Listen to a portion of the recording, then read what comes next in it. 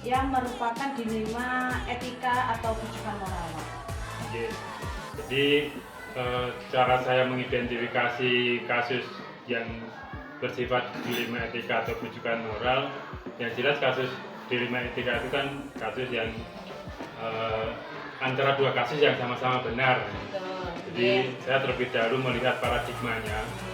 Jadi paradigma dilema etika itu kan ada 4 ya, seperti ingat saya, yaitu individu lawan masyarakat, kemudian rasa keadilan lawan rasa kasihan, kemudian kebenaran melawan kesetiaan, kemudian jangka pendek melawan jangka panjang. Jadi dari keempat paradigma itu melihat kasuistiknya, nanti kita istilahnya bisa oh ini kategorinya individu melawan masyarakat, misalkan kasus terhadap ada siswa, kemudian atau ada karyawan dan sebagainya. Jadi setelah kita mengidentifikasi itu ketemu, baru kita putuskan mana yang kira-kira baik untuk kasus itu, nanti tidak merugikan pihak-pihak yang lain. Gimana untuk pengambilan keputusannya, Mas? Terutama antara kasus yang ada dua kepentingan tadi. Ya, jadi untuk kasus-kasus yang sama-sama benar dan mengandung sama-sama ada dua nilai kebajikan, yang tentunya saya berusaha untuk menerapkan 3 prinsip dalam pengambilan keputusan. Yang pertama yaitu prinsip berbasis hasil akhir, kemudian berpikir berbasis peraturan atau rule based thinking, kemudian berpikir berbasis rasa peduli. Jadi dari ketiga prinsip itu jangan sampai nanti kalau kita terapkan itu ada yang dirugikan. Langkah atau prosedur seperti apa yang biasa panjenengan lakukan? Saya menerapkan seperti yang pernah saya pelajari di saat saya mengikuti guru penggerak, yaitu ada 9 langkah dalam mengambil keputusan, yang diantaranya nilai-nilai yang saling bertentangan dalam studi kasus tersebut apa, nilai-nilai yang saling bertentangan itu. Kemudian siapa saja yang terlibat dalam kasus tersebut.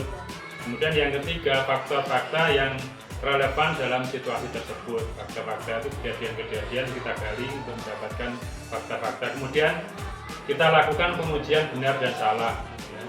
Uji legal, uji regulasi, kemudian uji intuisi, kemudian uji publikasi, kemudian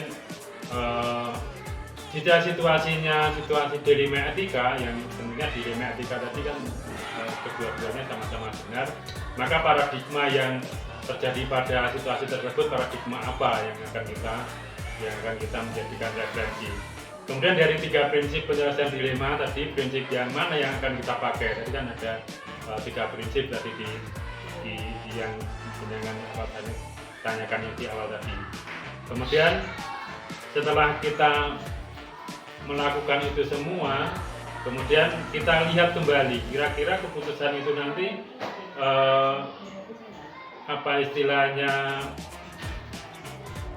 yang keputusannya akan diambil nanti akan direfleksikan. Apa yang selama ini merupakan tantangan dalam pengambilan keputusan pada kasus-kasus dilema etika, Pak?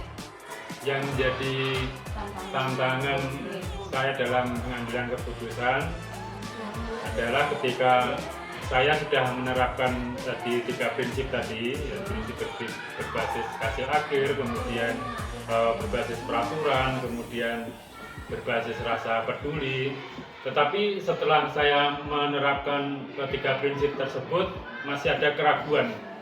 Apakah ada jadwalnya untuk penyelesaian masalah tersebut yang tadi disebutkan, seperti kasus siswa yang berprestasi, akademiknya kurang tapi punya prestasi di olahraga? Iya.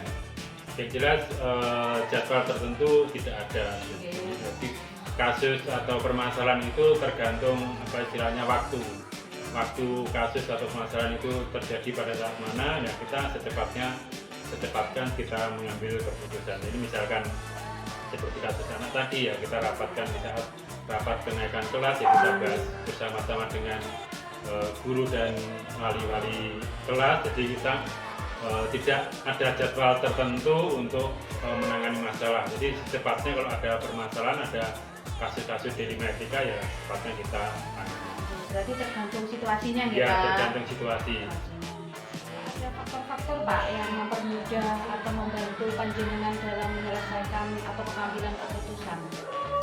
Ya, faktor-faktor yang mempengaruhi jelas ada, Bu. Jadi semua kita pertimbangkan, dari pertimbangan mengenai latar belakang anak, latar belakang bapak ibu guru, kemudian kepribadiannya seperti apa, permasalahan yang dihadapinya seperti apa, kemudian tentunya juga ini berkaitan dengan juga jam terbang kita selaku pemimpin pendidikan untuk sebisa mungkin memutuskan kasus permasalahan itu secara efektif dan tidak melukai atau menjadi baik untuk semua pihak. Jadi anak-anak juga tidak merasa dirugikan, kemudian bapak ibu guru juga tidak merasa diremehkan karena bisa mengangkat nilai anak tersebut atau seperti itu.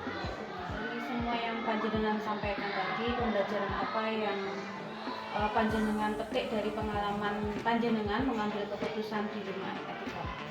Iya, terima kasih Bu Indri. Jadi pengalaman selama ini memang saya mendapatkan beberapa hari itu semuanya dari saat mengikuti program Guru Penggerak. Jadi materi-materi dari program Guru Penggerak itu sangat membantu saya sewaktu saya sudah diamanati untuk menjadi pemimpin pembelajaran di sekolah ini, sehingga pengalaman-pengalaman yang ada itu secara teoritis saat apa istilahnya dalam diklat Guru Penggerak itu ternyata bisa saya terapkan di sekolah ini untuk memutuskan perkara-perkara atau masalah-masalah yang berkaitan dengan dilema etika, bukan moral dan sebagainya. Jadi semoga saja ke depan kita juga semakin tambah baik dalam menghadapi semua permasalahan